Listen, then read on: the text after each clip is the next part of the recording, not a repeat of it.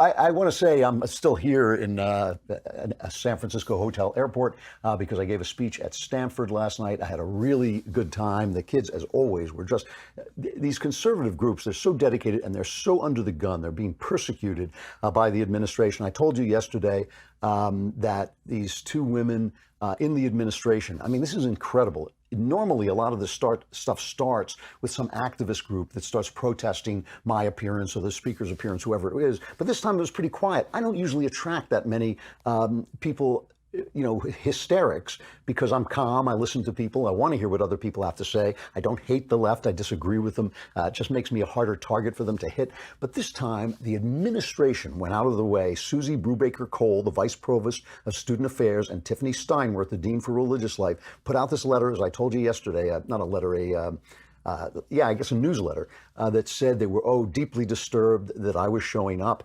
and that it was unacceptable the way this had been advertised. And I was, they basically portrayed me as an anti-Muslim bigot. And they used that satire video, J is for jihad, where I make fun of the idea that jihad is actually a spiritual thing, not a violent thing, where in the Quran, it actually is always about fighting the unbeliever. So I made fun of that on that. And that's what they used to pin me as a Muslim hater, basically.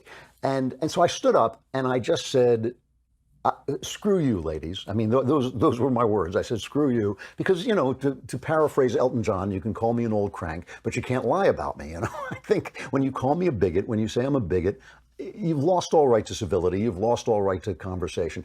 I didn't know the two ladies were actually in the audience. I've now heard they were in the audience. I wish I had known that, because I would have happily said it directly to their face. And I wish they'd stayed and spoken to me afterwards. But I was just explaining that, if there's only free speech and speech allowed by power, right? Because once you start defining speech as hateful or unacceptable, it's the powerful people who make those decisions. And the powerful people are going to protect their point of view and their positions of power. That's what they're going to do. And that's what these ladies were doing. And it's just wrong. It is just wrong to deprive. To me, it's like child abuse. Obviously, college kids aren't children anymore. They're young adults. But it's still a kind of abuse of young people to teach them that conversation is off limits. I mean, when you're in college, you should be talking until 3, 4 o'clock in the morning. You should be arguing everything, and that they are stripping them of this right is just shameful. It is shameful. I'm ashamed of these women. I'm ashamed of them for them, because I know they're not ashamed.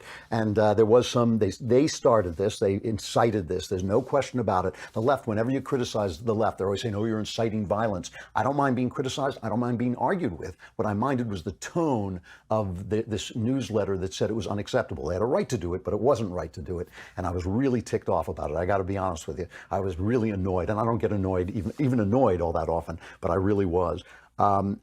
And so anyway, I just want to repeat, screw you, ladies, and that this administration should be cleaned out of people like that. They should be all tossed out on their ear, and free speech should be allowed to thrive, especially at an institution like Stanford, that is such a supposedly high-level institution.